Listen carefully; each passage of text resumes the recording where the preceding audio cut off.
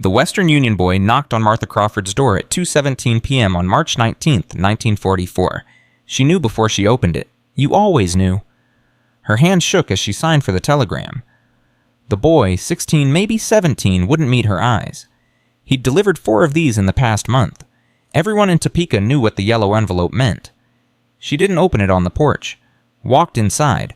Sat at the kitchen table. The one where James had proposed 3 years ago. The telegram sat in front of her for 11 minutes before she had the strength to tear it open. Regret to inform you equipment, malfunction training, exercise March 17th stop. Crew lost, stop, remains, not recoverable, stop, equipment malfunction, not enemy action, not heroic combat. A machine had killed her husband, and the United States Army couldn't even recover his body. Martha Crawford folded the telegram, placed it in her Bible, and didn't cry. Not yet. First she had to write to the other wives. Someone had to tell them the truth. Their husbands hadn't died for their country. They died because something was broken and nobody knew how to fix it. Sergeant Edward Ramsay pushed through the doors of Hangar 7 at 05:45 hours on March 20th. The silence hit him first. 70 men. Normally you'd hear voices, the clang of tools, someone cursing at a stubborn bolt. Today, nothing. Men worked like ghosts. Nobody looked up. Nobody spoke unless they had to. Kowalski stood beside Engine 2 from Crawford's aircraft. The engine had been fished out of the Pacific, transported overnight, and laid out on the hangar floor. It looked like something that had been through hell. Because it had. "You're here early," Kowalski said. Didn't look up from the engine. Ramsay set down his toolbox. "Couldn't sleep." "Yeah, me neither." Kowalski's hands were shaking. "I keep thinking about Crawford. He was here 2 weeks ago, right there." He pointed to a spot near the door. Asked me if Engine 2 sounded right. I told him it sounded fine. "It wasn't your fault." "Then whose fault was it, Eddie?" Kowalski finally looked up. His eyes were red. "We maintain these engines. We sign off on them. We tell the pilots they're safe, and then they explode. So whose fault is it?" Ramsay had no answer, because Kowalski was right. Every engine that failed had been inspected, approved, and cleared for flight. By them. By mechanics who'd done everything by the book. And men still died. Captain Thomas Mitchell arrived at 0600 with a clipboard and 3 Boeing engineers in tow. Mitchell was 34, MIT educated, and carried himself like someone who believed in data more than intuition. "Sergeant Ramsay." Mitchell approached. "Boeing's sending their chief propulsion designer tomorrow. They want a full report on this engine before he arrives." "Yes, sir." Mitchell knelt beside the engine, pulled out a measuring caliper, started checking clearances. The Boeing engineers did the same measuring, photographing, taking notes. After 15 minutes, Mitchell stood up. "Oil lines are intact. Cooling baffles show heat stress but no structural failure. Fuel delivery system functioned correctly until the fire started." He made notes on his clipboard. "Same pattern as the others." "Sir," Ramsay said, "can I ask a question?" Mitchell looked up. "Go ahead." "We keep checking the same things. Oil lines, cooling systems, fuel pumps. We replace them, and the problem comes back. What if we're looking in the wrong place?" "Then where should we be looking, Sergeant?" Ramsay hesitated, because what he wanted to say would sound insane to an MIT engineer. "The mounting system, the bolts that hold the engine to the nacelle." Mitchell's expression didn't change. "The mounting bolts are torqued to specification, 180 inch-pounds, lock washers, safety wire. There's no way they're failing." "I'm not saying they're failing, sir. I'm saying they might be too tight." Now Mitchell's expression changed. "Too tight, Sergeant. Do you understand? Engineering specifications exist for a reason. We use carbon steel bolts torqued to 180 because that's what the stress calculations require." "Yes, sir. We appreciate your input, but let's focus on the systems we know can fail, not the systems that can't." Mitchell walked away. The Boeing engineers followed. Kowalski waited until they were out of earshot. "You really think it's the bolts?" "I don't know what I think, but everyone keeps looking at the engine like it's killing itself. What if it's not the engine? What if it's how we're attaching it?" "Then why aren't the engineers seeing it?" "Because they're looking at the math, not the metal." April 2nd, 1944, 06:28 hours. Ramsay was walking past the flight line carrying a toolbox when he heard it. The sound was wrong. Engine 2 on Sugarbaker 7, a B-29 running engine tests before a scheduled flight, had a pitch that didn't match the others. Not loud, not dramatic, just off, like one instrument in an orchestra playing a quarter tone flat. He stopped walking, turned toward the aircraft. Engine 2's exhaust was slightly darker than the others. Ramsay dropped his toolbox and started running toward the plane. Master Sergeant Paul DeMarco stood on the wing near Engine 2 conducting a visual inspection. Standard procedure, he had his hand on the cowling feeling for vibration. 42 years old, 2 kids, wife pregnant with the third. Ramsay waved his arms. Shut it down, shut down number 2. DeMarco turned toward him, confused. The engines were too loud for him to hear.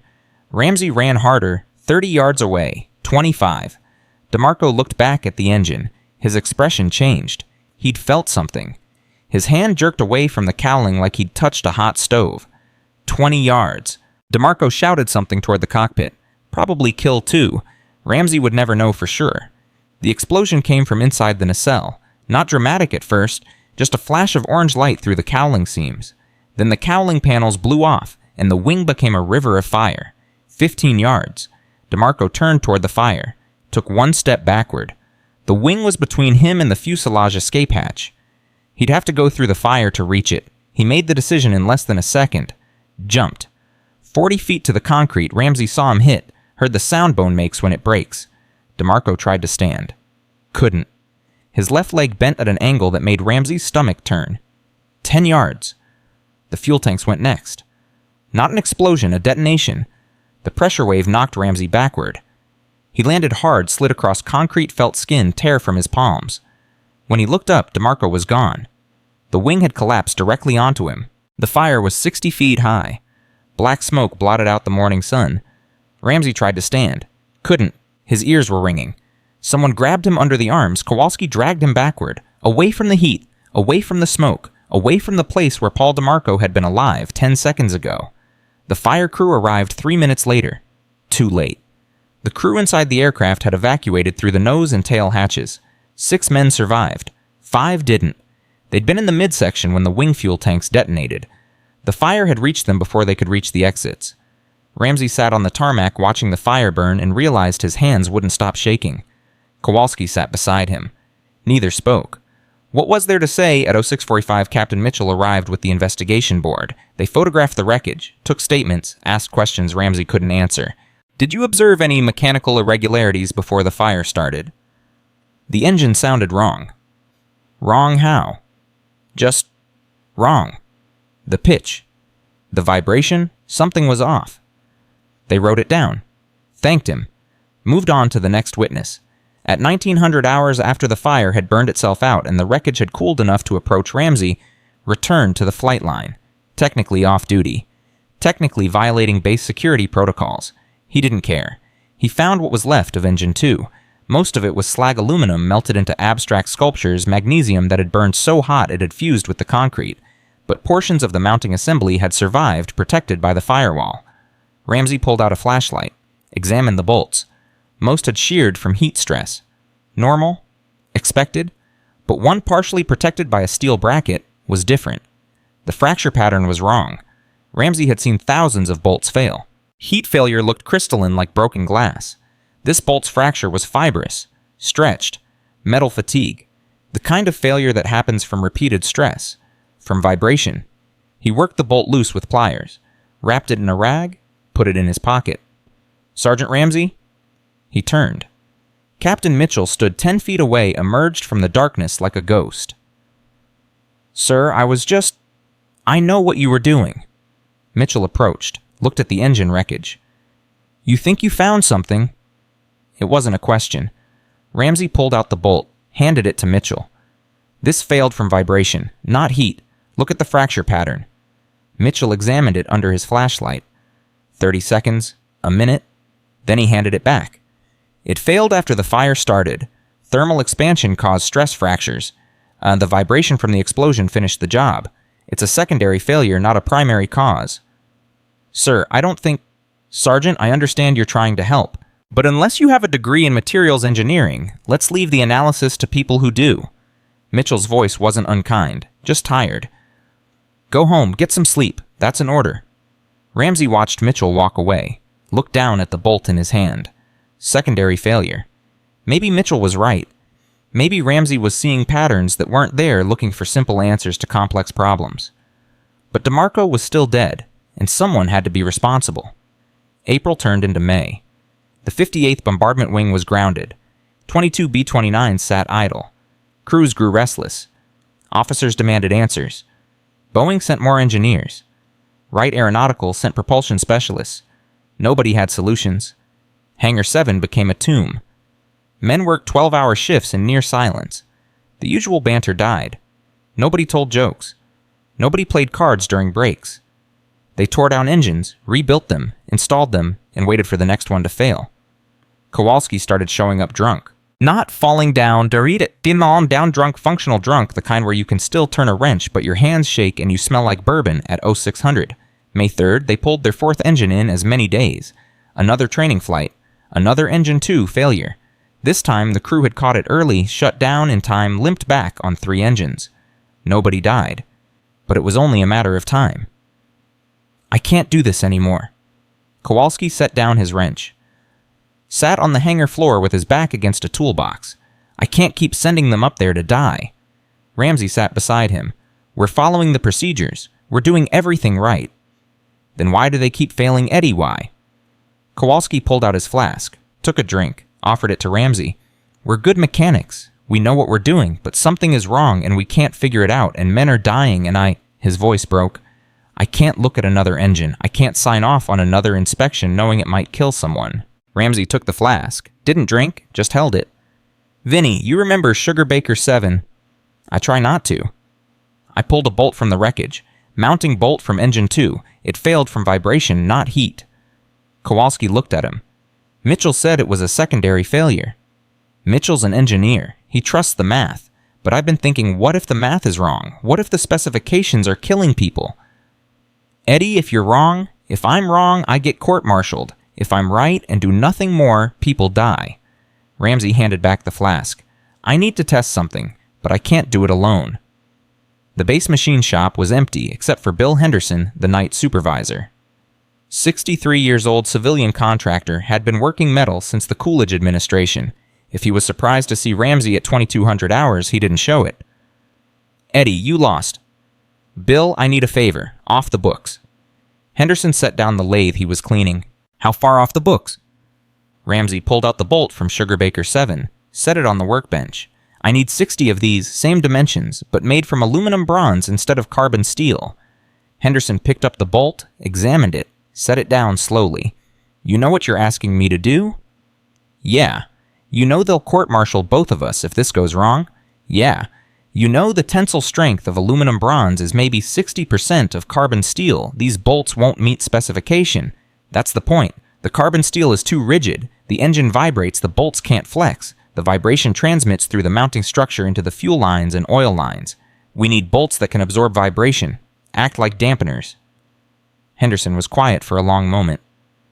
You got engineering data to support this theory? No, just a dead master sergeant and 42 other bodies. That's not data, Eddie. That's a hunch. It's all I got. Henderson picked up the bolt again, held it up to the light. You really think this'll work? I think everyone else has tried everything else, and people are still dying. So either I'm crazy, or I'm the only one paying attention. Another pause.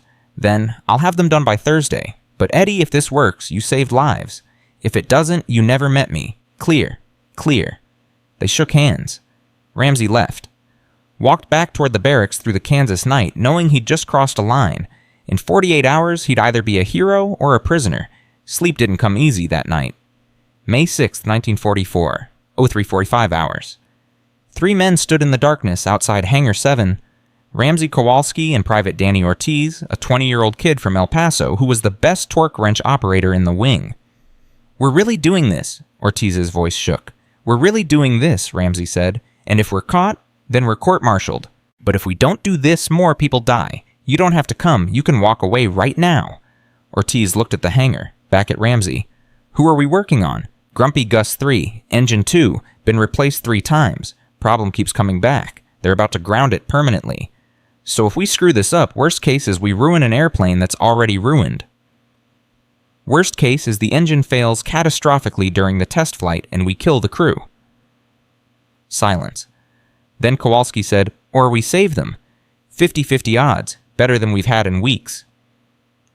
They entered the hangar through a side door. The night watch was on the opposite end, playing cards, not paying attention. Grumpy Gus 3 sat in Bay 4 dark and silent. Its engine 2 had been replaced yesterday. Standard R3350. 60 mounting bolts, all torqued to specification, all about to be changed. Ramsay set down the bag Henderson had given him. 60 aluminum bronze bolts. Each one a violation of military specifications. Each one potentially a death sentence either for him or for the crew that would fly this aircraft. Ortiz, you do the torquing. Exactly 145 inch-pounds. Not 150, not 140, 145. That's below spec. I know, that's the point. Vinny, you do removal and installation. I'll call out the positions and double-check everything. They worked by flashlight. Whispers only. Every sound seemed amplified in the darkness, the click of the ratchet, the scrape of metal on metal, the occasional curse when someone's wrench slipped. 0420 hours. They'd removed 20 bolts, 40 to go. Ramsay's hands were cramping. Ortiz was sweating despite the cool air. Kowalski hadn't said a word in 30 minutes. 0437 hours. Footsteps. All three men froze. The night watch sergeant walked past Bay 4. Paused. Played his flashlight across the hangar. Ramsay held his breath, pressed against the nacelle, praying the man wouldn't look up. The flashlight beam swept past them. The sergeant moved on, kept walking. Kowalski exhaled. Jesus Christ. Keep working, Ramsay whispered. 0503 hours. 47 bolts done. 13 to go. The day shift would arrive in less than an hour. 0521 hours. Ortiz's hands were shaking so badly he could barely hold the torque wrench. Eddie, I can't. Yes, you can. 8 more. That's all. 8 bolts between us and saving lives. 0539 hours. 2 bolts left. Outside, the sky was turning gray. First light. 0544 hours. Ortiz torqued the final bolt, set down his wrench, sat on the hangar floor. We did it. No, Ramsay said.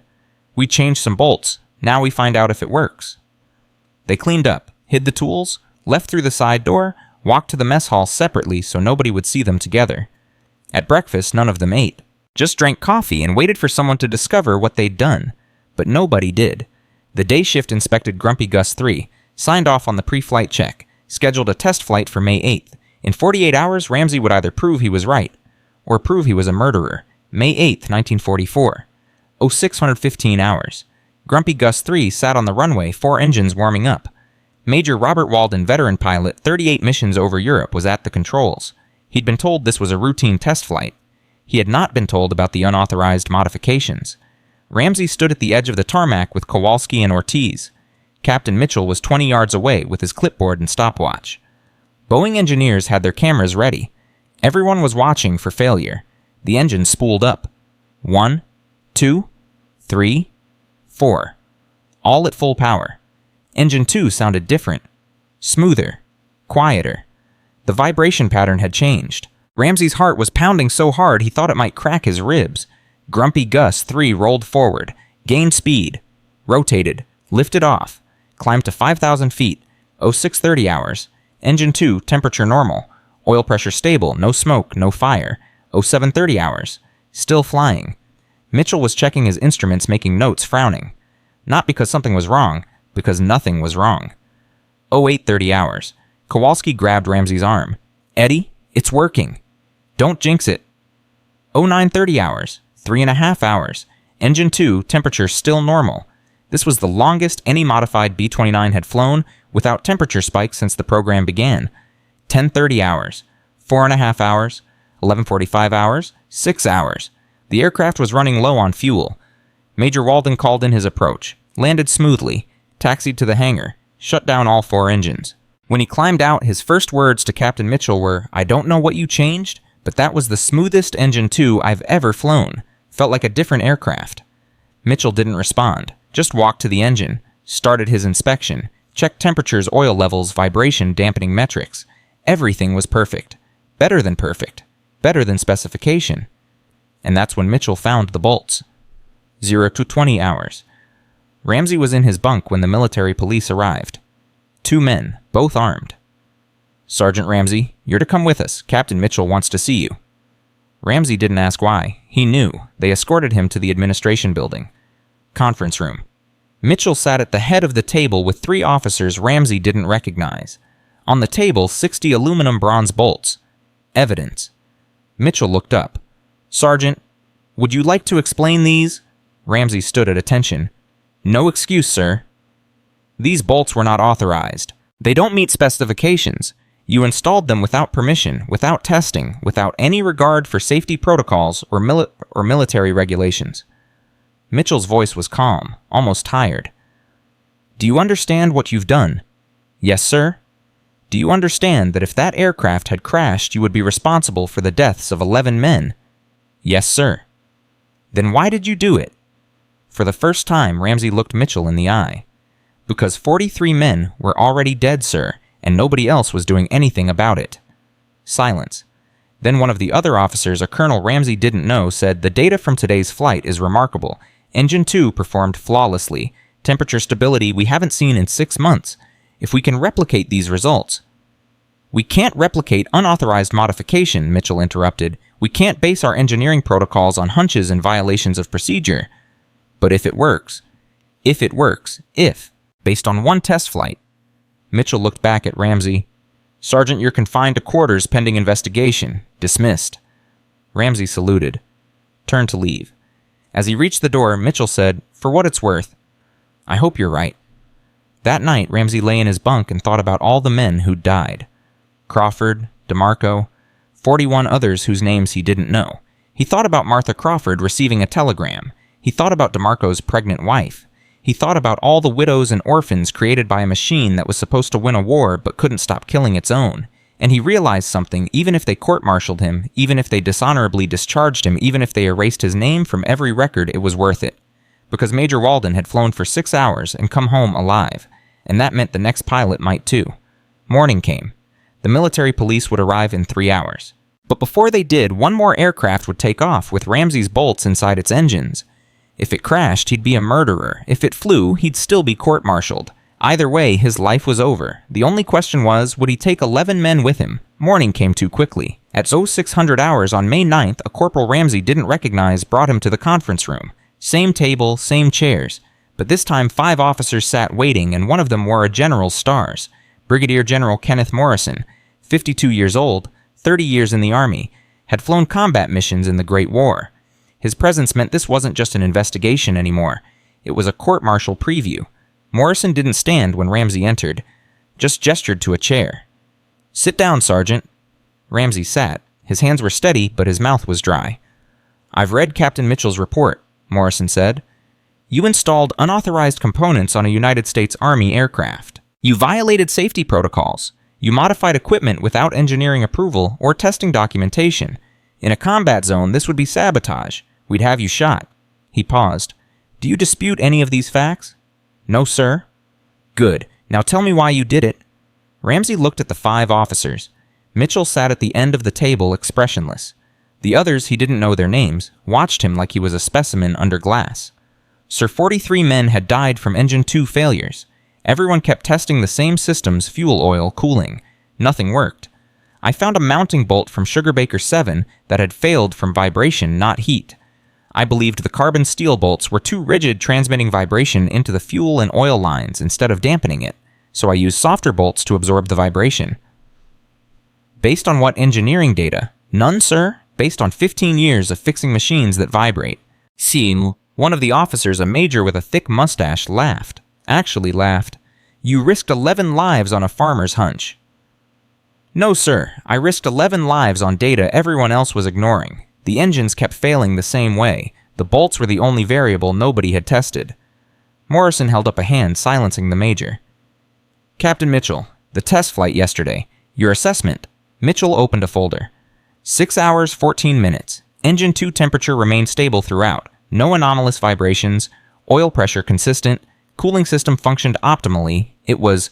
He paused, and Ramsay saw something in his face he hadn't seen before. Uncertainty. It was the best Engine 2 performance we've recorded since the program began. One flight, the major said. Could be coincidence. Could be, Mitchell agreed. Which is why we need more data. Multiple flights, controlled conditions, proper engineering analysis. Morrison turned back to Ramsay. Sergeant, if we test your modification and it fails, if an aircraft crashes, if men die, you understand you'll be responsible. Yes, sir. And you're willing to accept that, sir, men are already dying. If we do nothing more, we'll die. At least this gives them a chance." Silence. Morrison studied Ramsay for a long moment. Then he said something Ramsay didn't expect. "My son flies B-29s. He's stationed in India right now, waiting to deploy against Japan. Engine 2 caught fire during a training mission last month. He managed to shut it down in time, but barely. When I got his letter telling me about it, Morrison stopped, cleared his throat. "I read every report about these failures, every investigation, and nobody could tell me why my son almost died. But now you're telling me it might be because of a bolt. Something that simple." "Yes, sir. Sometimes the answer is small enough that everyone misses it." Morrison stood. The other officers stood with him. "Sergeant Ramsay, you're confined to base pending further testing, but you're not under arrest. Not yet. Captain Mitchell, I want 5 more test flights using the sergeant's modification. Different aircraft, different conditions. If they all succeed, we implement the change fleet-wide. If even one fails catastrophically, we court-martial Sergeant Ramsay for reckless endangerment. Clear." "Yes, sir," Mitchell said. Morrison looked at Ramsay one more time. "I hope you're right, Sergeant. For everyone's sake, dismissed." Ramsay walked out of that room knowing he had 1 week to prove he wasn't crazy. 1 week for 5 test flights. 1 week to save his career and possibly save hundreds of lives. Or 1 week to become the man who killed American pilots by arrogance and ignorance. The weight of it nearly buckled his knees. Kowalski found him outside the administration building smoking a cigarette with hands that shook. "Well, Bimpumbo's 5 more test flights. If they work, we win. If they don't, I'm going to Leavenworth." "Jesus, Eddie." "Yeah." Ramsay took the cigarette from Kowalski, took a drag even though he'd quit smoking 2 years ago. "They put it all on me. Mitchell gets to analyze data, the generals get to make decisions, but if it goes wrong, I'm the one who burns." "That's the Army," Kowalski said. "Officers think, sergeants bleed." They stood in silence for a while, then Ramsay said, "Vinny, if this goes bad, if one of those test flights crashes, don't let them put it on you or Ortiz. You were following my orders. Make sure they know that. Eddie, promise me." Kowalski was quiet. Then, "I promise, but you're not going to crash. You're going to save lives, and they're going to hate you for it because you're right, and they were wrong." That Ramsay thought might be worse than being wrong. The first test flight launched on May 10th at 0730 hours. Aircraft Lucky Lady 9. Pilot Captain Frank Garrison, who'd survived a crash landing in California when his engine 2 had caught fire at 12,000 feet. He'd brought the aircraft down with 2 engines gone and half his wing on fire. 34 years old, from Georgia. Had 3 kids he talked about constantly. Before takeoff, Garrison found Ramsay on the tarmac. "You're the mechanic who changed the bolts." "Yes, sir." "Captain Mitchell said you did it without authorization." Ramsay waited for the accusation, the anger. Instead, Garrison stuck out his hand. "Thank you. I don't care about your authorization. I care about coming home. If this works, you saved my life." They shook hands. Garrison climbed into the cockpit. 6 hours later, he landed safely. Engine 2 had performed perfectly. 0 anomalies. 1 down, 4 to go. The second flight launched May 11th. Aircraft Kansas City Kitty. Pilot Lieutenant James Holland, 26 from Oregon. 8 hours of flight time. Engine 2. Temperature never spiked above normal operating range.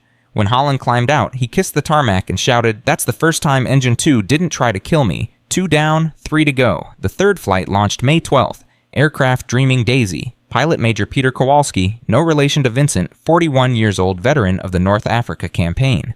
5 hours into the flight, Engine 2's oil pressure dropped 15 psi.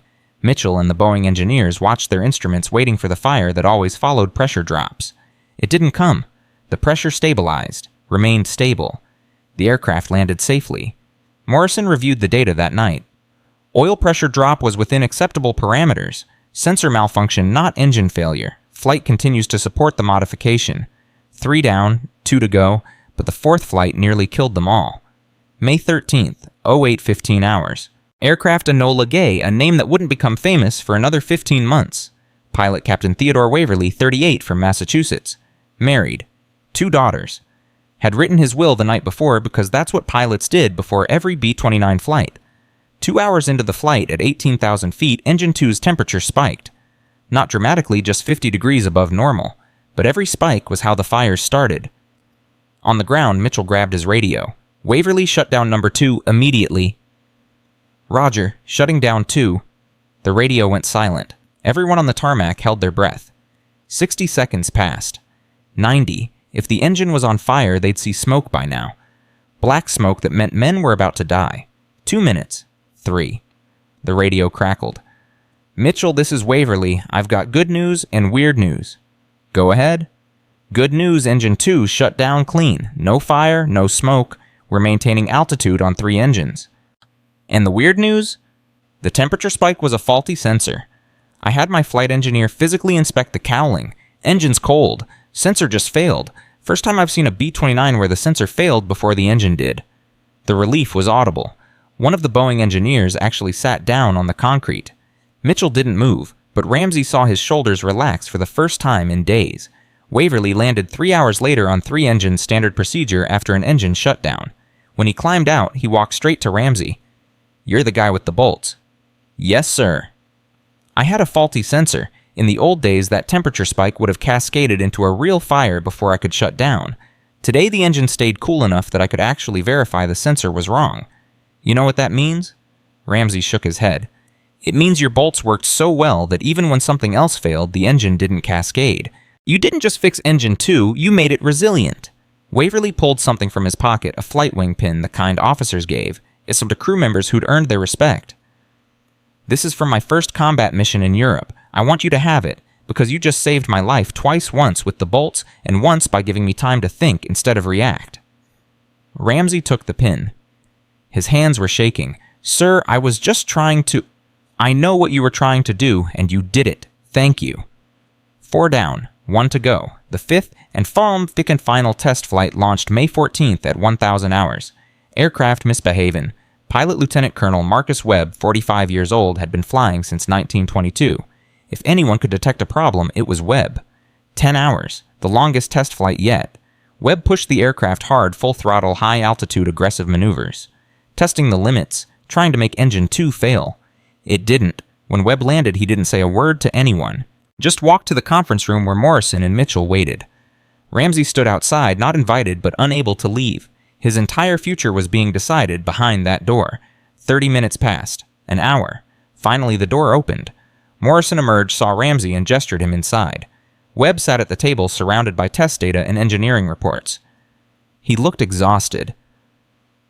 "Sergeant Ramsay, I've been flying for 23 years. I've flown Jenny Spad's B-17s and now B-29s. And I'm telling you, what you did to that engine is the single best mechanical modification I've ever experienced. Engine 2 didn't just work, it worked better than engines 1, 3, and 4. Smoother, cooler, more responsive. Whatever you did, it's not just fixing a problem, it's improving the entire system." Morrison nodded slowly. "Captain Mitchell, your recommendation?" Mitchell opened his folder, closed it, opened it again. Then he said something Ramsay never expected to hear. "Sir, Sergeant Ramsay was right. I was wrong. The carbon steel bolts were transmitting vibration instead of dampening it. The aluminum bronze bolts absorb harmonic resonance, reducing stress on fuel and oil lines by approximately 40%. The reduced torque setting 145 instead of 180 allows for thermal expansion without creating pressure points. He paused. "It's brilliant, and I missed it because I was looking at theory instead of practice." Morrison turned to Ramsay. "Sergeant, as of this moment, your modification is being implemented fleet-wide. Every B-29 in service will be retrofitted with aluminum bronze mounting bolts torqued to 145 inch-pounds. Boeing is rewriting their specifications. Wright Aeronautical is updating their installation manuals. You just changed how we build aircraft." Ramsay couldn't speak, couldn't process what he was hearing. He'd expected punishment, court-martial, dishonorable discharge. Instead, they were telling him he was right, that his crime was now official policy. Morrison wasn't finished. "However, you still violated protocol. You installed unauthorized modifications without approval. You risked lives without oversight. So here's what's going to happen. You're being demoted to private. You'll spend 90 days on hangar maintenance duty cleaning inventory grunt work. Your pay will be reduced. Your record will reflect disciplinary action for insubordination." The words hit like hammers. Demoted, punished, after proving he was right. "But," Morrison continued, "your modification will be credited in the official reports. Your name will be on the engineering documentation, and when this war is over, when historians write about the B-29 program, they'll know that a farm boy mechanic from Kansas saved hundreds of lives by trusting his hands more than he trusted the manual." Morrison stood. extended his hand. "Thank you, Sergeant, or should I say Private Ramsay." They shook hands. Morrison left. Mitchell left. The other officers left. And Ramsay sat alone in that conference room, staring at the flight wing pin Captain Waverly had given him, trying to understand how victory could taste so much like defeat. Kowalski found him an hour later still sitting there. "Eddie, I heard. I'm sorry." "Don't be." Ramsay looked up. His eyes were dry, but his voice was rough. "They're changing the bolts. Every B-29. That means every pilot has a better chance of coming home. That's worth a demotion." "But they're punishing you for being right." "They're punishing me for breaking the rules, which I did. I knew what I was doing. I knew the consequences." Ramsay put the pin in his pocket. "The difference is now men won't die. That's the only thing that matters."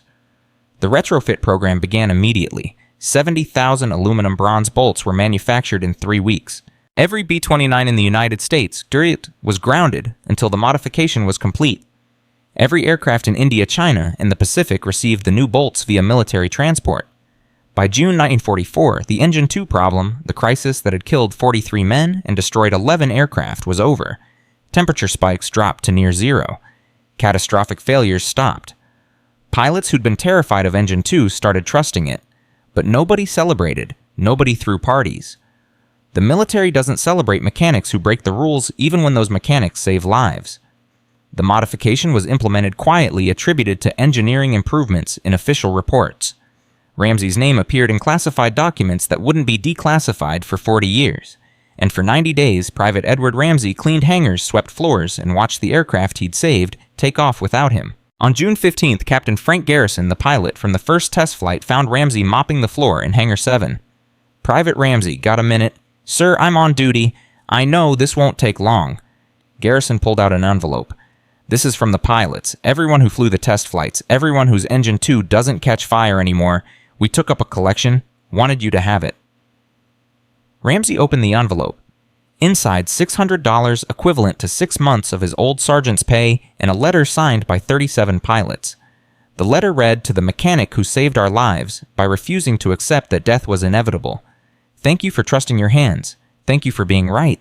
And thank you for being willing to pay the price for keeping us alive." Ramsay's vision blurred. He folded the letter carefully, put it back in the envelope. "Sir, I can't accept money for... You can and you will, because we're alive because of you. And that's worth more than any amount of money." Garrison saluted. "You're a better soldier than most generals I've met." He left. Ramsay stood there holding an envelope full of gratitude for men he'd never meet, feeling the weight of what he'd done settle into something that wasn't quite pride, wasn't quite satisfaction. Just a quiet knowledge that when it mattered most, he'd been right. The symbolic object wasn't the bolt anymore. It was the envelope. Evidence that sometimes doing the right thing means being punished for it. And sometimes the people you save remember even when the system doesn't. By August 1944, the B-29s were striking Japan. By November, they were firebombing Tokyo. By 1945, they would drop atomic bombs on Hiroshima and Nagasaki, ending the war. 600 pilots who would have died from Engine 2 failures lived long enough to complete those missions. 600 men came home to wives, children, families, who never knew how close they'd come to receiving yellow telegrams. Ramsay never flew in a B-29, never saw combat, never got his sergeant stripes back. But he knew every night when he lay in his bunk, every morning when he saw aircraft take off, that somewhere above him men were alive because he'd refused to let the manual be more important than the metal. On September 1st, 1944, after 90 days of maintenance duty, Ramsay was quietly promoted back to sergeant and transferred to maintenance training. He spent the rest of the war teaching young mechanics the same lesson he'd learned. Sometimes the book is wrong. Sometimes you have to trust what your hands tell you even when everyone else says you're crazy. One of his students, a kid from Ohio named Danny Warren, asked him once, "Sarge, what do you do when you know you're right, but everyone says you're wrong?" Ramsay thought about Sugarbaker 7, about DeMarco burning on a Kansas tarmac, about 43 men who died before someone listened, about 60 aluminum bronze bolts that had changed everything. "You do what's right," he said, "and you accept the consequences, because sometimes saving lives means losing everything else." Even in a war built on following orders, even in a machine designed to turn men into cogs, there remained space for one person who saw clearly, spoke truth, and refused to watch others die for someone else's mistake. That was the paradox. Obedience demanded silence, but survival required courage. And sometimes the only way to serve your country was to break its rules. Danny Warren was 19 years old and terrified of everything when he arrived at Wichita in September 1944. Fresh from basic training, never touched an aircraft engine before convinced he'd kill someone through incompetence. Ramsay recognized that terror because he'd felt it himself 6 years ago. Warren writes, Ramsay stood in front of 15 new mechanics on their first day of training. Where are you from? Dayton, Ohio, Sergeant. You know anything about engines? No, Sergeant. My father was a baker. Good. Then you don't have any bad habits to unlearn. Ramsay walked along the line of recruits. Everyone in this room is going to touch aircraft that carry 11 men. Every bolt you tighten, every wire you connect, every seal you inspect, if you get it wrong, people die. Not maybe, not possibly, definitely. The room went silent. Warren looked like he might vomit. But here's what they don't tell you in the manual, Ramsay continued. Sometimes the manual is wrong. Sometimes the specifications are wrong. Sometimes the engineers who wrote those specs are sitting in an office 1,000 miles from here, and they don't know what the metal sounds like when it's about to fail. He paused. Your job isn't to follow orders blindly. Your job is to keep men alive. And if that means questioning the manual, you question it. Understood? Yes, Sergeant, they said in unison, but Warren raised his hand. Yes. Sergeant, if the manual is wrong and we change something, won't we get court-martialed? The question hung in the air. Ramsay thought about Morrison's office, about his demotion, about 90 days mopping floors while aircraft he'd saved flew overhead. Maybe, he said honestly, but you'll be alive to face that court-martial, and so will the pilots you saved. Warren nodded slowly. He didn't understand yet. None of them did. But they would. Over the next 3 months, Ramsay trained 847 mechanics in what he called listening maintenance, teaching them to trust their senses to hear the wrongness in an engine's pitch, to feel vibration patterns that indicated stress. The Army called it intuitive diagnostics. Ramsay called it not being stupid. Yet, in November 1944, one of his students, a mechanic named Rodriguez, stationed in Saipan, sent a letter. Ramsay read it during his lunch break, sitting on a crate outside Hangar 7. Sergeant Ramsay, you probably don't remember me, but I was in your October training class. Last week I was inspecting a B-29 before a mission to Tokyo. Engine 3 sounded wrong, not loud, just off like you taught us. I told my CO. He said it passed all the checks, told me to clear it for flight. I refused. They threatened to court-martial me. I said, fine, court-martial me, but I'm not signing off on that engine. They pulled the engine, found a cracked cylinder head that would have failed at altitude. The pilot came to thank me. Said I saved his life and his crew. So I'm writing to say thank you for teaching me to trust my ears more than I trust paperwork. You were right. Sometimes the manual is wrong. Ramsay folded the letter carefully, put it in his pocket next to the envelope of money from the pilots. Evidence that what he'd taught was spreading, that other mechanics were finding the courage to say no when something was wrong. But not everyone had that courage. On December 3, 1944, a B-29 designated City of Los Angeles took off from a base in Colorado on a training mission. Engine 2 caught fire at 8,000 feet. The pilot, Captain David Chen, shut it down immediately and turned back. Standard procedure. The engine was replaced, inspected, and cleared for flight the next day. On December 4th, City of Los Angeles took off again. Engine 2 caught fire again. This time at 14,000 feet over the Rockies with nowhere to land. Chen ordered the crew to bail out. 8 men parachuted successfully. 3 men, the bombardier navigator and radio operator, died when their parachutes failed to deploy in time. The aircraft crashed into a mountain. Total loss. The investigation revealed that the replacement engine had been installed with carbon steel bolts torqued to the old specification. The mechanic who had done the installation, Sergeant Marcus Webb, no relation to the test pilot, had used old inventory because the new aluminum bronze bolts hadn't arrived yet at his base. The procurement system was backed up. Demand exceeded supply. So Webb had used what he had and said following the old manual he'd been trained on before the modification was approved. Webb was court-martialed and sentenced to 5 years in military prison. Not for incompetence, for following outdated procedures that killed 3 men. When Ramsay heard about it, he didn't speak for the rest of the day. Just worked in silence, tightening bolts, checking torque settings, trying not to think about 3 men falling through Colorado sky because the system couldn't distribute bolts fast enough. Kowalski found him that evening sitting alone in the hangar after everyone else had gone to dinner. It's not your fault, Eddie. 3 men dead because someone used the wrong bolts. 3 men dead because procurement screwed up. Because the Army can't get parts where they need to be. That's not on you. I changed the system, but the system doesn't change fast enough, so people keep dying. Ramsay looked at his hands, scarred, calloused, permanently stained with grease. How many more, Vinny? How many more have to die before every aircraft gets the right bolts? Kowalski didn't have an answer, because there wasn't one. War was a machine that ate people, and sometimes even doing the right thing couldn't make it stop.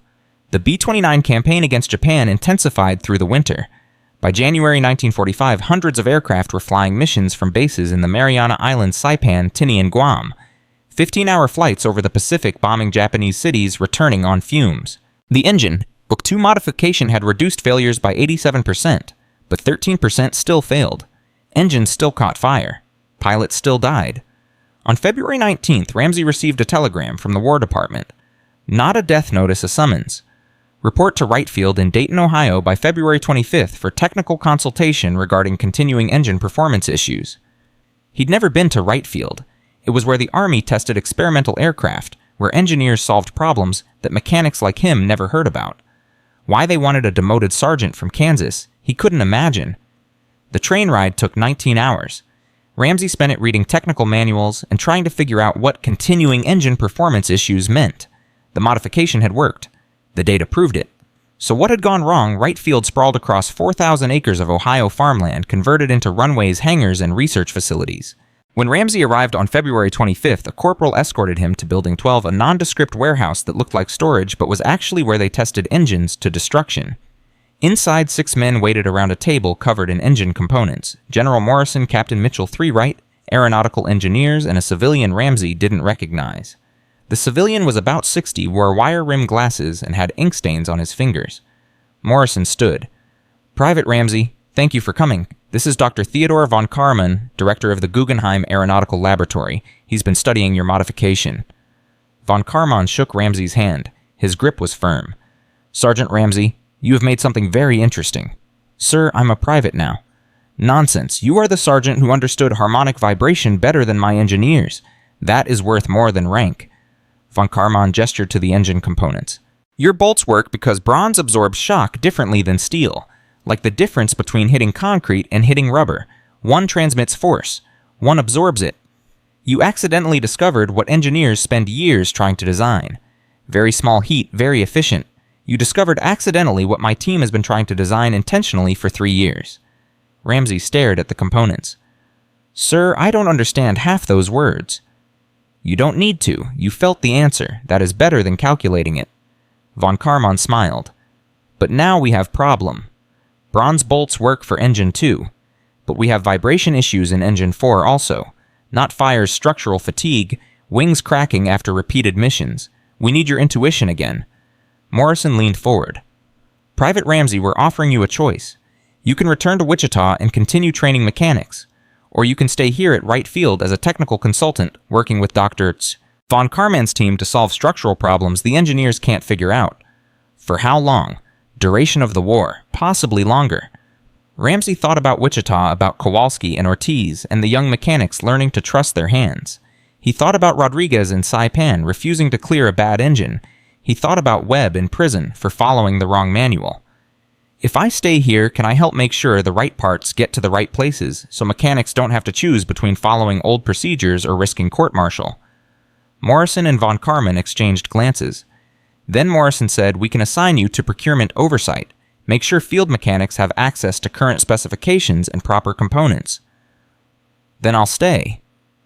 For the next 5 months, Ramsay worked at Wright Field, splitting his time between Von Karman's lab and the procurement office. He tested bolts, examined failed components, and interviewed mechanics who'd reported problems. But mostly he fought the bureaucracy, the endless paperwork, the requisition forms, the supply chains that moved slower than the war. In March, he discovered that 17 bases still hadn't received aluminum bronze bolts because the paperwork classified them as optional upgrade instead of mandatory modification. He spent 3 days on the phone with procurement offices, finally getting a colonel to change the classification.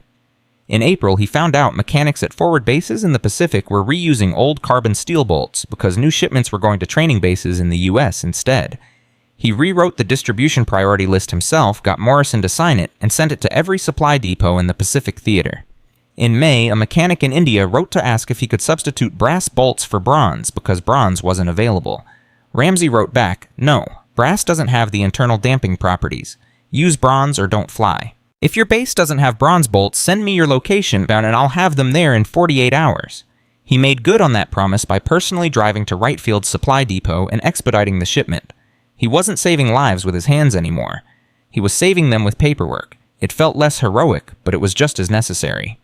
On August 6, 1945, a B-29 named Enola Gay, the same aircraft that had been one of Ramsay's test planes, dropped an atomic bomb on Hiroshima. 3 days later, another B-29 named Boxcar bombed Nagasaki. Both aircraft had aluminum bronze bolts on all 4 engines. Both flew their missions without mechanical failure. When Japan surrendered on August 15th, Ramsay was in his office at Wright Field reviewing procurement reports. Someone turned on the radio. Everyone stopped working to listen. President Truman announced the war was over. Men cheered. Some cried. Someone opened a bottle of whiskey that had been saved for this moment. They passed it around, toasting victory, toasting survival, toasting going home. Ramsay took a drink and thought about all the people who hadn't survived to see this day. Crawford, DeMarco, the 41 others who died before the bolts were changed, the 3 who died after because the system moved too slow, and thousands more who died in combat. Pilots, navigators, bombardiers, gunners doing a job that was dangerous enough without mechanical failures making it worse.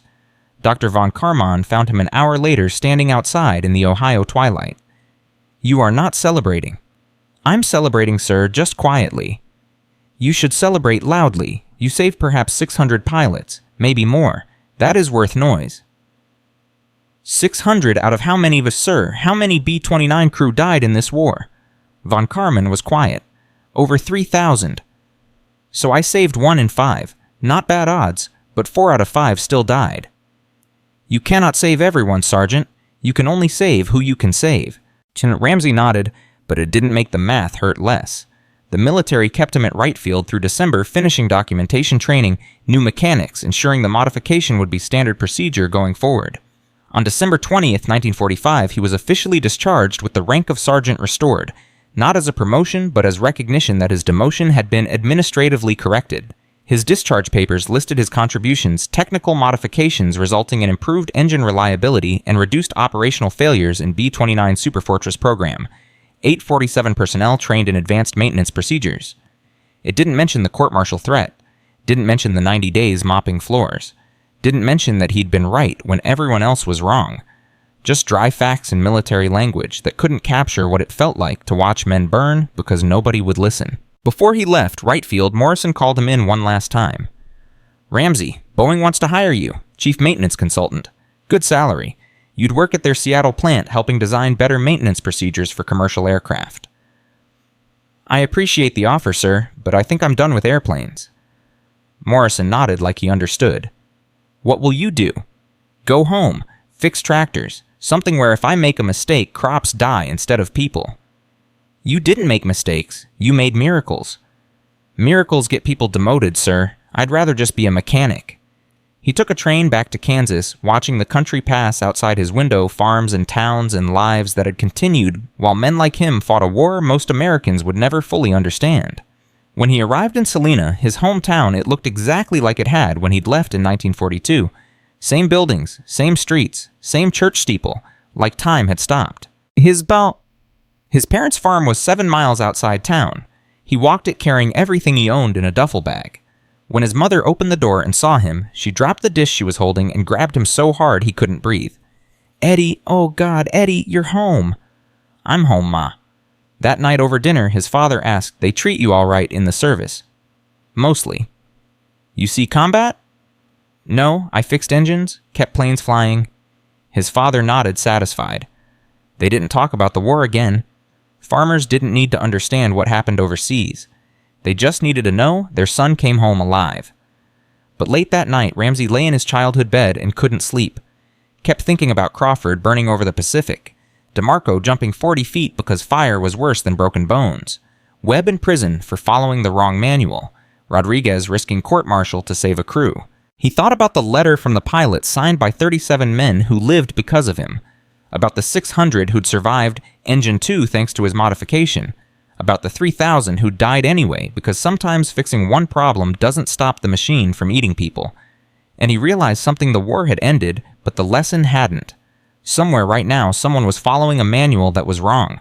Someone was trusting specifications that would kill people. Someone was seeing a problem and staying silent because speaking up meant punishment. And until those people found the courage to break the rules that needed breaking, the dying would continue. Different wars, different machines, same silence. Ramsay got out of bed, walked to his old desk and pulled out paper and pen, started writing everything down, the Engine 2 failures, the investigation, the bolt discovery, the testing, the demotion, the retrofit, everything. Not for publication, not for recognition, just for documentation. So if it happened again, someone would know the manual can be wrong, the system can kill you, and sometimes the only way to save lives is to risk everything. He wrote until sunrise, filling page after page with the story nobody wanted told but everyone needed to hear. When he finished, he sealed it in an envelope and wrote on the outside, "To whoever needs this," from someone who learned it the hard way. Then he put it in a drawer, went to help his father with the morning chores, and tried to remember what life felt like before he'd learned that silence kills just as efficiently as fire. The symbolic object had changed again. Not a bolt, not an envelope of money, not a flight wing pin, just pages of testimony written by someone who'd seen clearly spoken truth and paid the price. Evidence that in a system designed to punish deviation, there remained space for those who chose conscience over convenience, who valued lives over procedure, who understood that obedience without thought was just another way to kill. In garages and hangars, in maintenance bays and machine shops, the quiet work continued. Mechanics listening to engines, trusting their hands, questioning manuals when metal spoke louder than paper. They didn't wear medals, didn't fly missions, didn't appear in newsreels. But they kept people alive by refusing to accept that death was standard procedure. And in that refusal, in that persistent determination to see what others missed, lived a kind of heroism the history books would never capture but the survivors would never forget. 3 weeks home. The nightmare started. Same dream every night, tarmac at Wichita, DeMarco on the wing, the bolt in Ramsay's hand, his feet frozen to concrete. He'd wake up gasping, sheets soaked. With sweat, his mother's hand on his shoulder. "Eddie, you're home, you're safe." But he didn't feel safe. He felt like he was still standing on that tarmac watching people die because he hadn't acted fast enough. January 1946. The farm needed work fences to mend equipment to fix spring planting to prepare for. Ramsay threw himself into it, working from dawn until his hands bled, trying to exhaust himself enough that sleep came without dreams.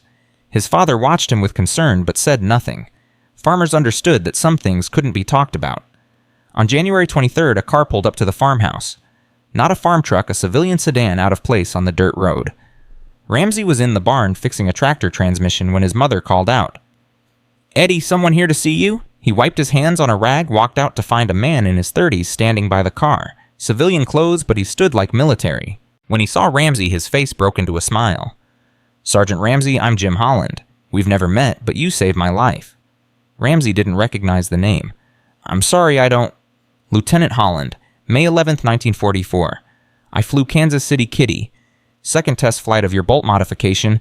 8 hours, no problems. First time Engine 2 didn't try to kill me." Holland extended his hand.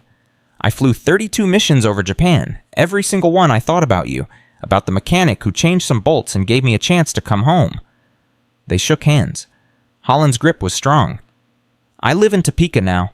Got a job at Goodyear, married my sweetheart, got a baby on the way. None of that happens if you don't trust your gut about those bolts. So I drove out here to say thank you, in person, the way you deserve." Ramsay's throat tightened. "You don't need to thank me. I was just doing my job." "No, you weren't. You were doing what nobody else had the guts to do. You broke the rules to save lives. That's not a job. That's courage." Holland reached into his car, pulled out a wooden box. "This is for you. Open it." Inside the box, a framed photograph of Kansas City Kitty, with its crew standing in front of it, all 11 men alive and smiling. Below the photo, a brass plaque, "To Sergeant Edward Ramsay, who gave us tomorrow. Thank you from the crew of Kansas City Kitty, 1944 to 1945. "We're all alive," Holland said quietly. "All 11 of us. Because of you. I wanted you to know that." After Holland left, Ramsay sat on the porch steps holding the frame, staring at 11 faces that existed because he'd changed some bolts. His mother came out, saw the photograph, didn't ask questions, just sat beside him. "You saved them," she said. "I saved some of them, not all of them." "Nobody saves all of them, Eddie. You save who you can." The same words von Karman had said, but hearing it from his mother made it feel true in a way the scientist version hadn't. Over the next month, 3 more pilots found him. Captain Waverly, who'd given him the flight wing pin. Major Webb, the test pilot who'd pushed the 5th aircraft to its limits. And a bombardier named Samuel Chen, brother of Captain David Chen, the pilot who'd died when City of Los Angeles crashed with the wrong bolts. Chen was the hardest visit. He showed up on February 14th unannounced, and when Ramsay opened the door, he saw a man who looked like he'd aged 20 years in one. "I'm Sam Chen. My brother David died in December 1944. Engine 2 fire. He bailed out his crew, stayed at the controls to give them time, went down with the aircraft." Ramsay felt like he'd been punched. "I'm sorry. I'm so sorry. If the base had received the aluminum bronze bolts..." "That's not why I'm here." Chen's voice was rough. "I read the investigation report. The mechanic who installed the engine used carbon steel because that's what he had. He followed procedure. He didn't do anything wrong, but he's in prison anyway, and my brother is dead, and you..." He stopped, took a breath. "I came here to tell you it's not your fault. You changed the system. You did everything you could. The fact that the system moved too slow isn't on you. It's on all of us, for building a machine that can't keep up with itself. Your brother? My brother knew the risks. He flew anyway. That was his choice. But I need you to know you didn't kill him. And the 600 pilots you saved, they matter just as much as the ones you couldn't. So whatever guilt you're carrying, whatever nightmares you're having, you need to let them go. Because my brother would want you to know you did good, even if it wasn't enough." Chen left. Ramsay stood in the doorway watching the car disappear down the dirt road, feeling something crack open in his chest. Not healing, not yet. But the beginning of it. Spring came. Ramsay planted corn with his father, fixed equipment for neighbors, tried to build a normal life. But normal felt impossible. He'd look at a tractor engine and see a B-29. He'd hear a plane overhead and freeze, waiting for it to explode. He'd go to town and see mothers with young children and think those kids have fathers because I changed some bolts. In April, a letter arrived from Danny Warren, the kid from Ohio, who'd asked what to do when you know you're right, but everyone says you're wrong. "Sergeant Ramsay, I'm writing from March Field in California, where I've been stationed since discharge. I'm working as a civilian aircraft mechanic now, and last week something happened that made me think of you. A transport plane came in with a vibration in the tail assembly. The pilot said it was minor, asked me to sign off on it.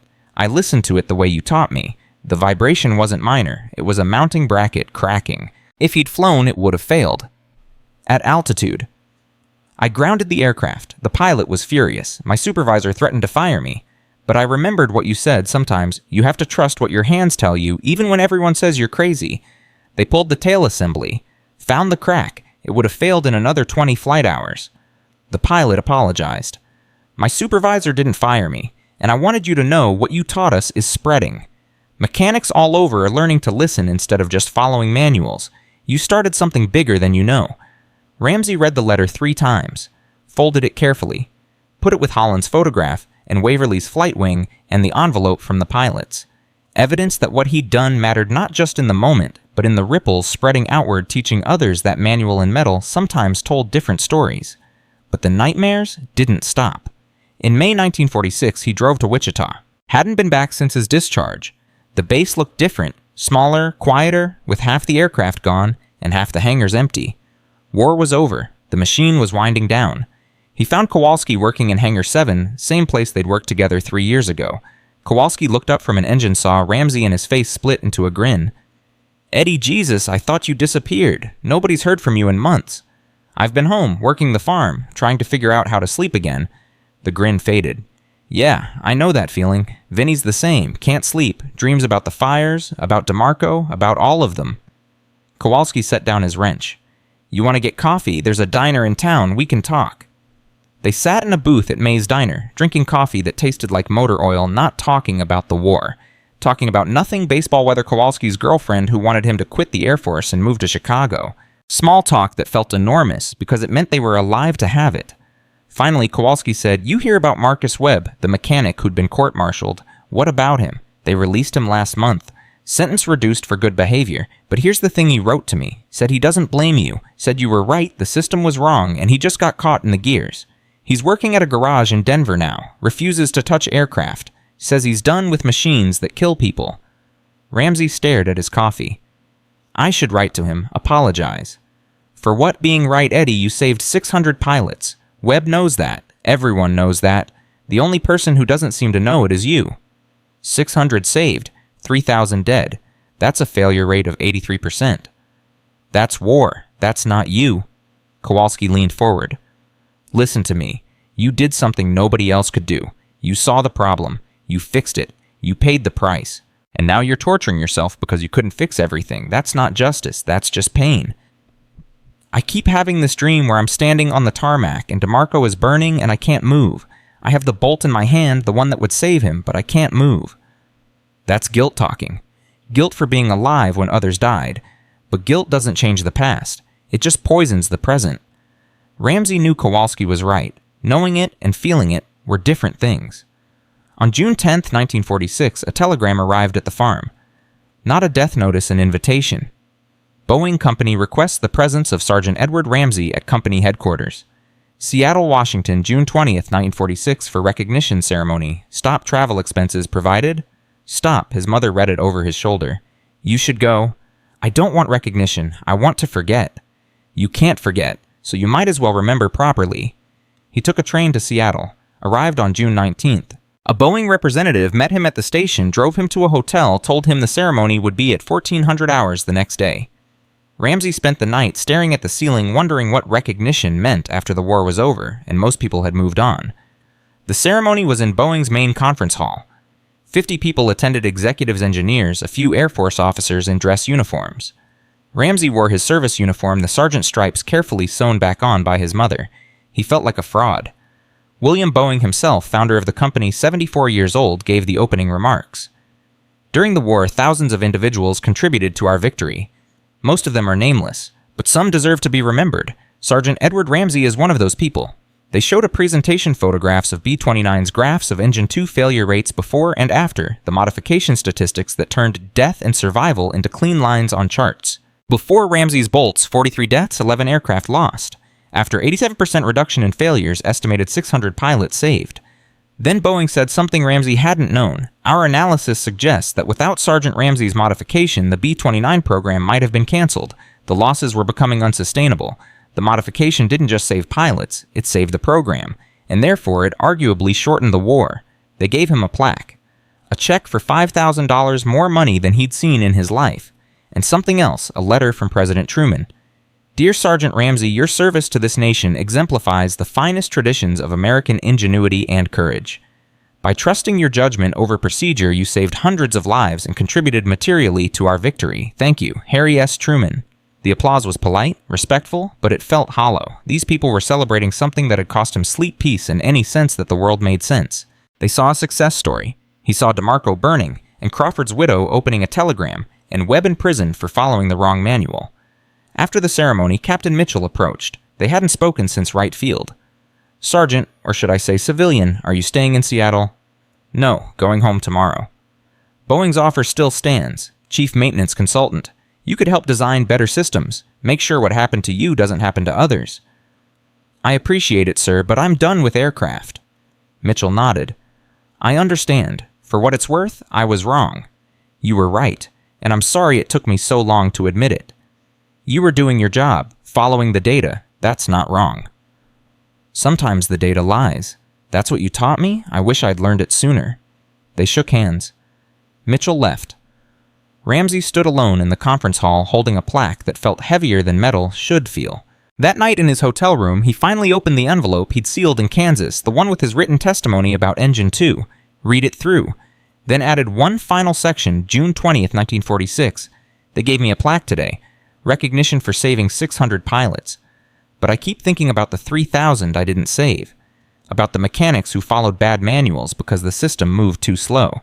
About the fact that doing the right thing meant being demoted, punished, and treated like a criminal until the data proved I was right.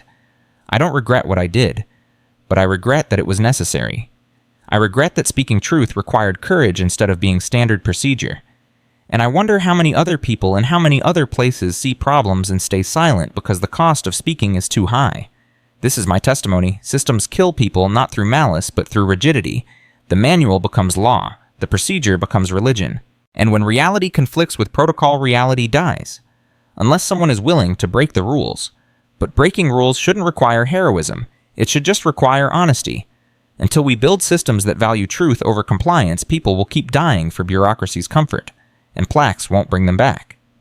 He sealed the envelope again, addressed it to the National Archives, sent it with a note for historical record from someone who learned that silence kills. The train ride back to Kansas took 3 days. Ramsay watched America pass outside the window, cities rebuilding, soldiers coming home, factories converting from war production to consumer goods. The machine was changing, but slowly, always slowly. When he arrived home, his father was waiting on the porch. Didn't ask about Seattle, just said, "Tractor's still broken. Could use your help." They worked in comfortable silence, father and son, fixing something that mattered only because it helped crops grow and families eat. Simple work, honest work, work where mistakes meant delays, not deaths. That night, Ramsay slept through for the first time since the war ended. No nightmares, no fires, just darkness and rest. But he kept the plaque in a drawer hidden, kept the check uncashed, kept Truman's letter folded in his Bible. Because recognition felt wrong when people were still dying from systems that valued procedure over truth, when mechanics were still court-martialed for being right, when speaking up required more courage than following orders that killed. July 1946. A heat wave settled over Kansas. Ramsay worked the fields, fixed equipment, tried to build a life that didn't revolve around aircraft engines and dead pilots. But on July 17th, he read in the newspaper that a commercial airliner had crashed in Michigan. Engine failure. All 43 passengers and crew killed. Cause mounting bolts that had vibrated loose during flight. He cut out the article, added it to his growing collection of evidence that the lesson hadn't spread far enough fast enough. Commercial aviation was using the same rigid procedures that had killed military pilots. And people were still dying because nobody wanted to admit the manual could be wrong. He wrote letters to the Civil Aeronautics Board, to aircraft manufacturers, to anyone who might listen. Most went unanswered. One response came from a cab inspector. "Thank you for your input. Our procedures meet current industry standards. Industry standards that killed 43 people, but at least they were following procedure." On August 9, 1946, 1 year after Nagasaki, 1 year after the war ended, Ramsay received a visitor he didn't expect. General Morrison in civilian clothes driving himself instead of using a military driver. "Private Ramsay, or I suppose it's Mr. Ramsay now. May I come in?" They sat on the porch drinking iced tea Ramsay's mother brought out. Morrison looked older out of uniform. Tired. Human. "I came to tell you something," Morrison said. Last month, the Air Force completed a full analysis of the B-29 program. Every modification, every improvement, every change that affected performance. Your bolt modification was rated the single most impactful mechanical change of the entire program. Not the largest, not the most expensive, but the most impactful, because it addressed a problem that was killing the program itself. "I appreciate you telling me, sir, but the war's over. Does it matter now?" It matters because of what comes next. Jet engines, commercial aviation, spaceflight. We're building faster aircraft, more complex systems. Machines that operate at limits we barely understand. And if we don't learn the lesson you taught us, that procedures can be wrong, that listening matters more than following, we're going to kill a lot more people. So yes, it matters. It will always matter. Morrison pulled out a document. "This is a training manual for aircraft mechanics, being distributed to every Air Force base in the country. Page 17, read it." Ramsay opened to page 17. The section heading went to question specifications. The text read, "During World War II, a maintenance sergeant identified a critical flaw in B-29 engine mounting procedures that had killed dozens of airmen. Despite having no formal engineering training, he recognized that rigid mounting bolts were transmitting dangerous vibrations. He modified the specifications without authorization, risking court-martial to save lives. His modification reduced engine failures by 87%. This case study demonstrates that procedures are tools, not laws. When observation conflicts with specification, mechanics have a duty to report discrepancies. Trust your training. Trust your experience. And when something feels wrong, speak up. Lives depend on it. Below the text, a photograph of Ramsay young and in uniform standing beside a B-29 engine. "Your story is now part of every mechanic's training," Morrison said. "Not as punishment, as example. The mechanic who was right when the manual was wrong. The man who saved 600 lives by trusting his hands." Ramsay stared at his own face looking back at him from the page. He looked so young in that photo, so certain, before DeMarco burned, before Webb went to prison, before he learned that being right was just the beginning of the cost. "Will it change anything?" he asked. "Already has. Last month, a mechanic at March Field grounded an aircraft against his supervisor's orders. Vibration issue. Turned out to be a cracked bracket. Saved the crew. When asked why he did it, he said, "I read about Sergeant Ramsay. If he could risk court-martial, I can risk getting fired." So yes, it's changing things. Slowly. But it's changing. After Morrison left, Ramsay sat on the porch until sunset holding the training manual, thinking about ripples spreading through time. He couldn't save everyone. Couldn't fix every broken system. But maybe he'd started something that would outlive him, a permission structure for others to speak truth, to question procedure, to trust observation over authority. It wasn't enough. It would never be enough. But it was something, and sometimes in a world built to silence deviation, something was all you could hope for. Freedom from the tyranny of wrong manuals had arrived, but too late for those who'd burned. Before, the bolts were changed too late for those who'd died, while the system slowly learned that rigidity kills just as surely as fire. 40 years passed like pages turning in a book nobody wanted to read too closely. Ramsay married in 1948 a schoolteacher named Margaret, who'd lost her first husband at Normandy and understood that some silences couldn't be filled with words. They had 2 daughters. He never told them about the bolts, about DeMarco, about the court-martial threat. Just said he'd been a mechanic during the war. Fixed engines. Came home. He ran a repair shop in Salina. Fixed tractors, cars, farm equipment. Built a reputation as the man who could diagnose problems nobody else could hear. Farmers would bring him engines that 3 other mechanics had declared fine, and Ramsay would listen for 30 seconds and say, "Your crankshaft bearing is failing. You've got maybe 20 hours before it seizes." And he'd be right. Always right. In 1967, his daughter Linda asked him, "Dad, how do you know what's wrong just by listening?" Because metal talks if you pay attention. Most people don't listen. They just follow the manual and hope for the best. But what if the manual is right? Then listening confirms it. But if the manual is wrong and you're not listening, people die. He said it casually, like discussing weather.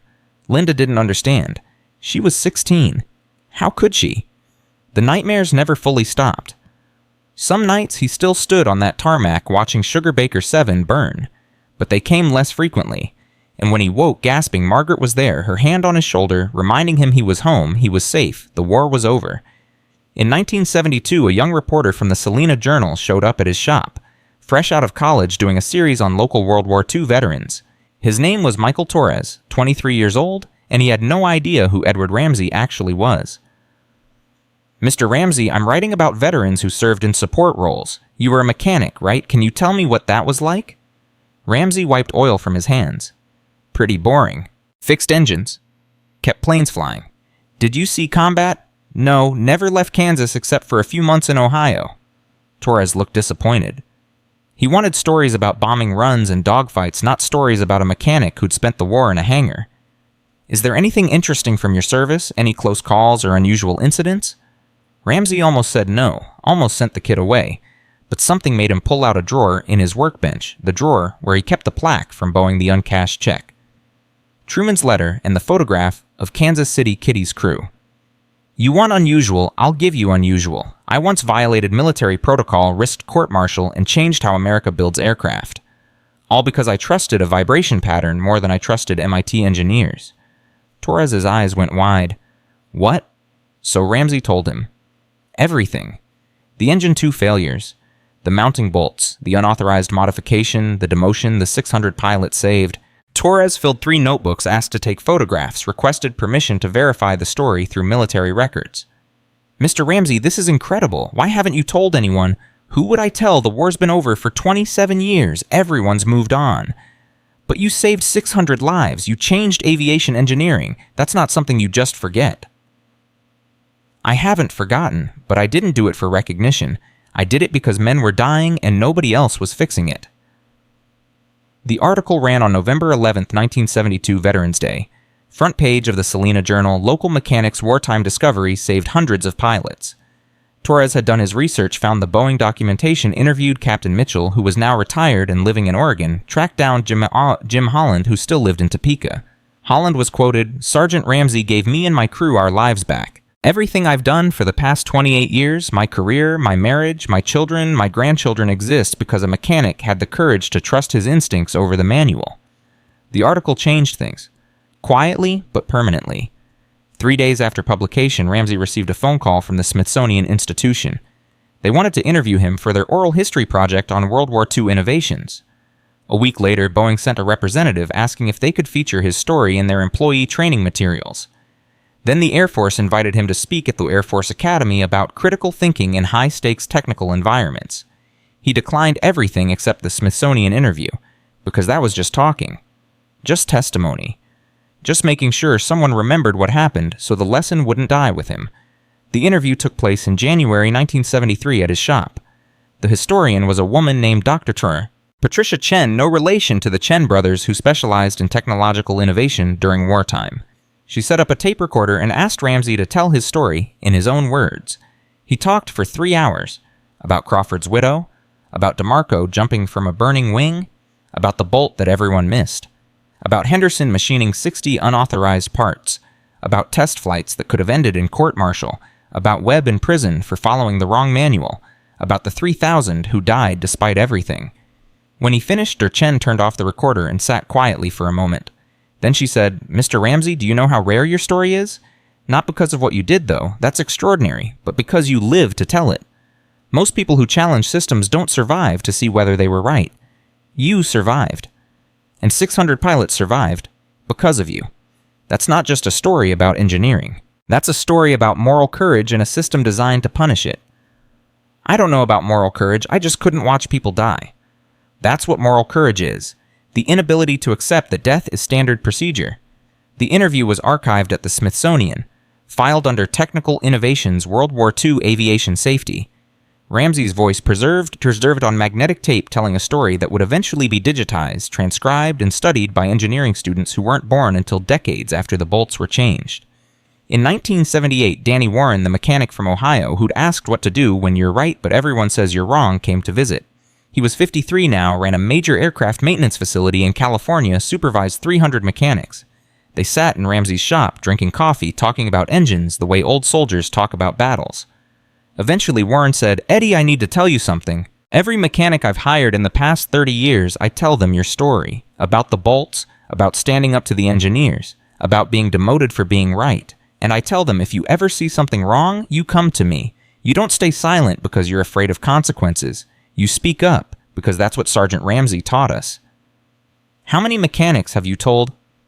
Personally, maybe 400, but they tell others, and those people tell others.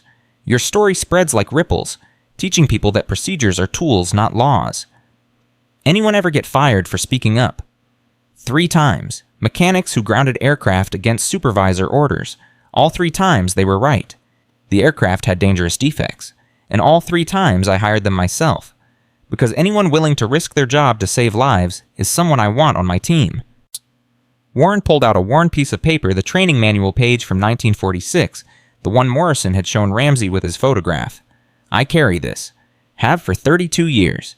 Every time I'm tempted to just follow procedure and hope for the best, I look at your face and remember silence kills.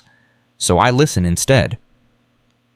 After Warren left, Ramsay sat alone in his shop, surrounded by tools and engines and the accumulated evidence of a life spent fixing things. He thought about ripples spreading through time, about 400 mechanics telling others, about the training manual that had been updated, reprinted, distributed to thousands of people who would never know his name but would carry his lesson. It still wasn't enough. Would never be enough. But it was more than he'd imagined possible when he'd wrapped that first bolt in a rag and put it in his footlocker. Margaret died in 1981. 63 years old, heart attack in her sleep. Ramsay found her in the morning, peaceful, gone. The funeral was packed with people he barely knew. Former students of hers' families she'd helped a community that loved her. At the reception, one of her former students approached him. "Mr. Ramsay, Mrs. Ramsay talked about you all the time. She said you were the bravest man she'd ever met." "I'm not brave, I'm just a mechanic." "She said you'd say that, but she told us what you did during the war, how you saved all those pilots, and she said the truly brave people never think of themselves as brave.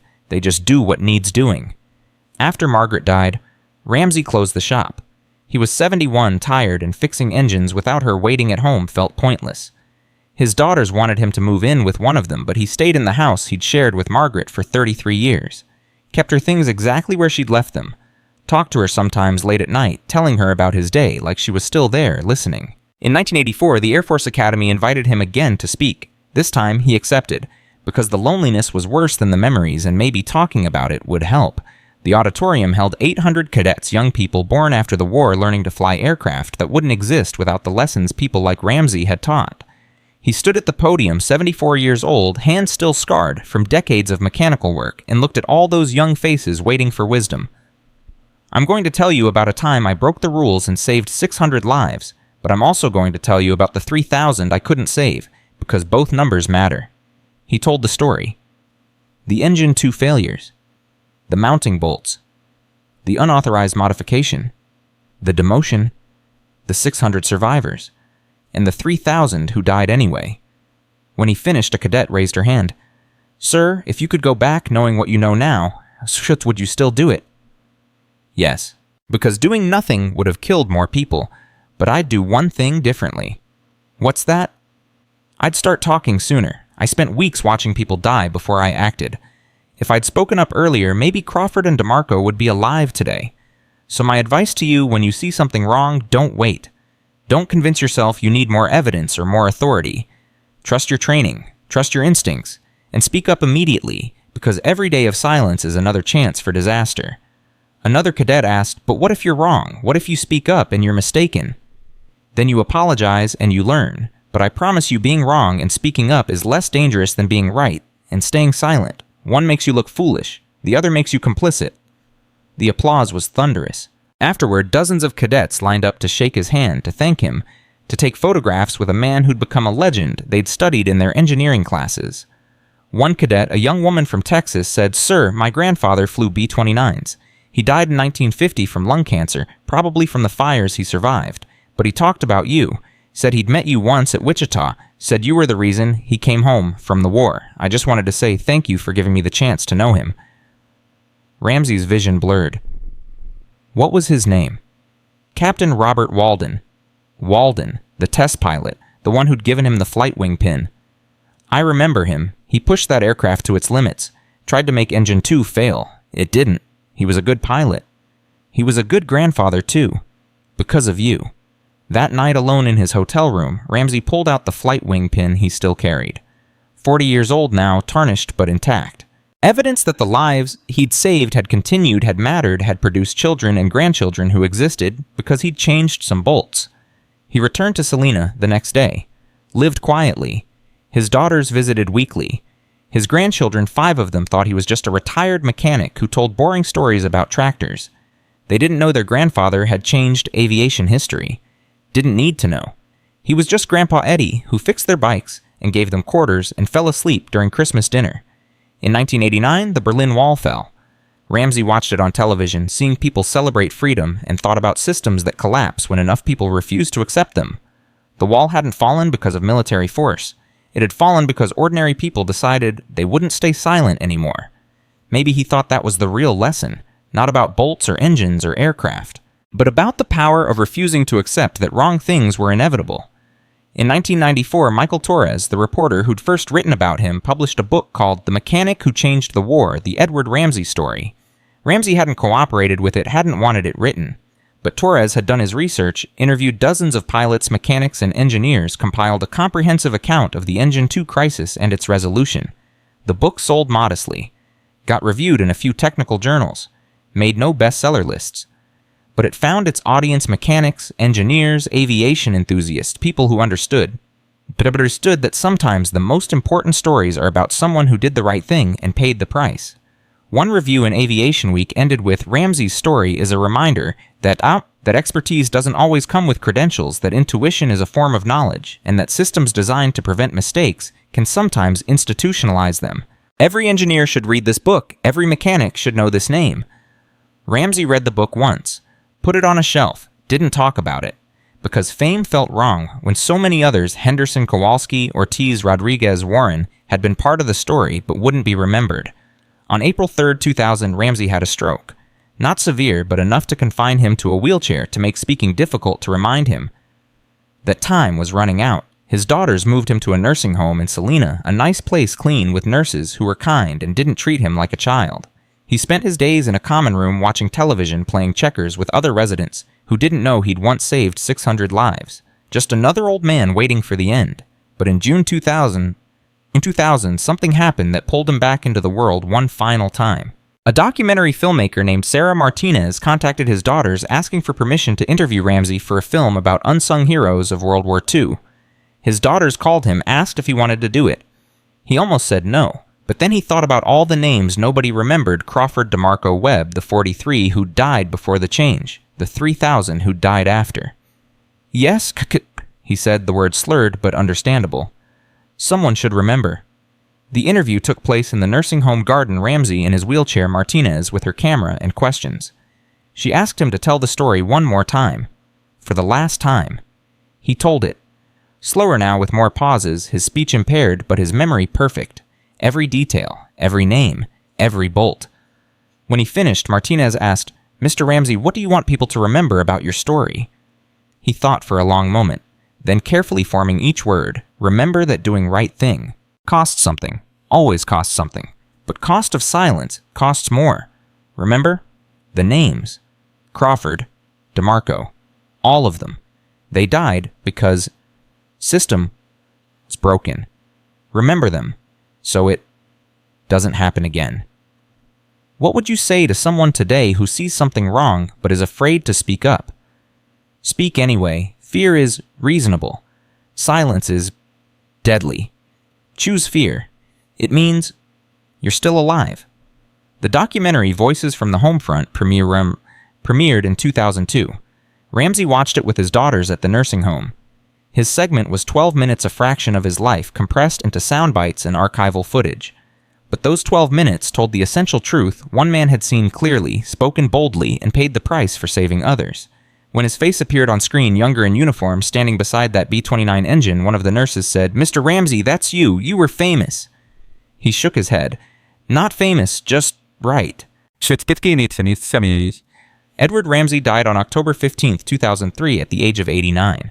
Heart failure, peaceful in his sleep. His daughters were with him. His last words were to them, "Tell them, I tried. Tell them, someone has to try." The funeral was small. Family, a few neighbors, some residents from the nursing home, but in the back row sat 15 men in their 70s and 80s pilots. Pilots he'd saved. Pilots who'd tracked down his obituary and traveled to Kansas to say goodbye. They didn't speak at the service. Just stood at attention when the coffin passed, saluting a sergeant who'd saved their lives 60 years ago by trusting his hands more than a manual. After the burial, one of them, Jim Holland, now 81 and walking with a cane, approached Ramsay's daughters. "Your father gave me my life. Everything good that happened to me, my career, my wife, my children, my grandchildren, every moment of joy I owe to him. I just wanted you to know he mattered, more than he ever knew."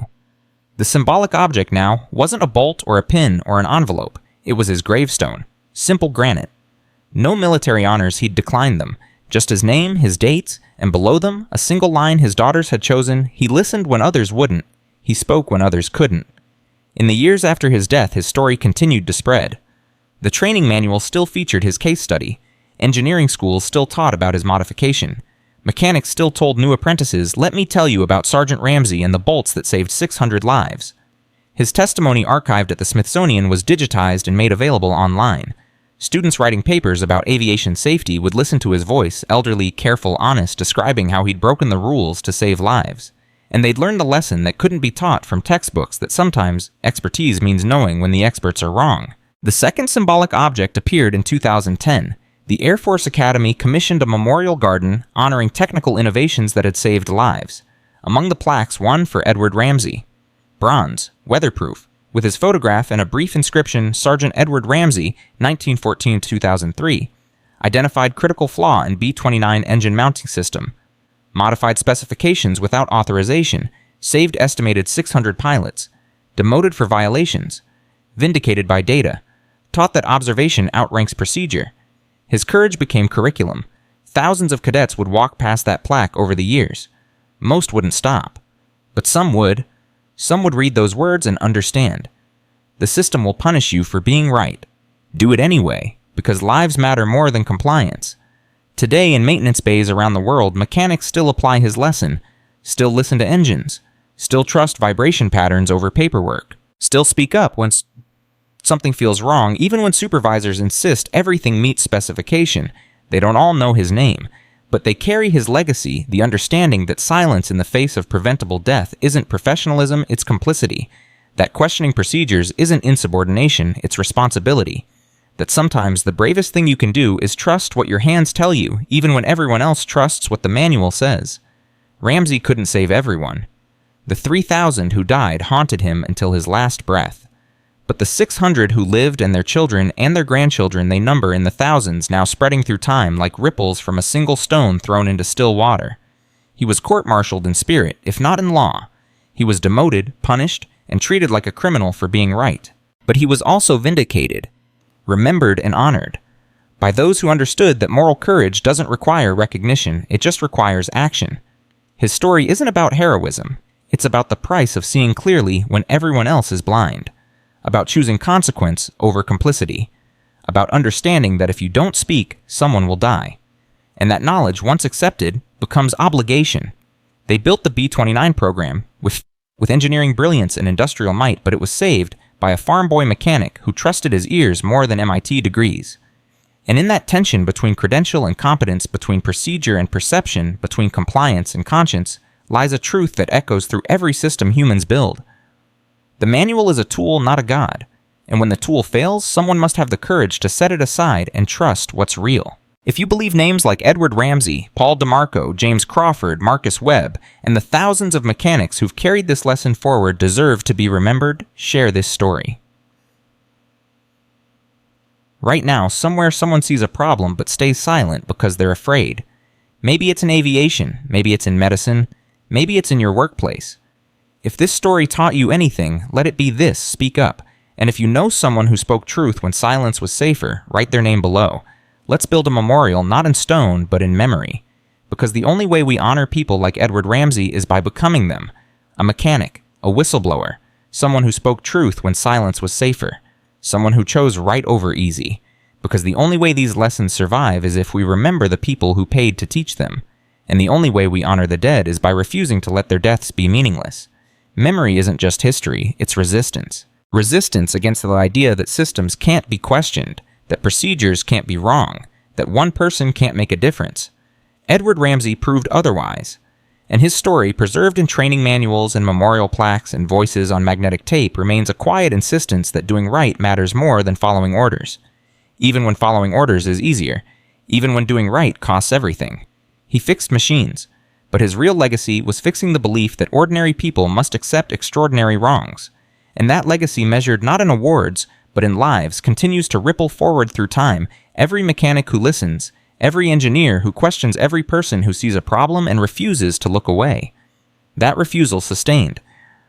Across decades and generations, is how the world changes.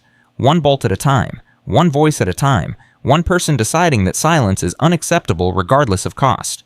And in that decision, repeated by thousands whose names we'll never know, lives the only monument that matters, the lives that continue because someone cared enough to act.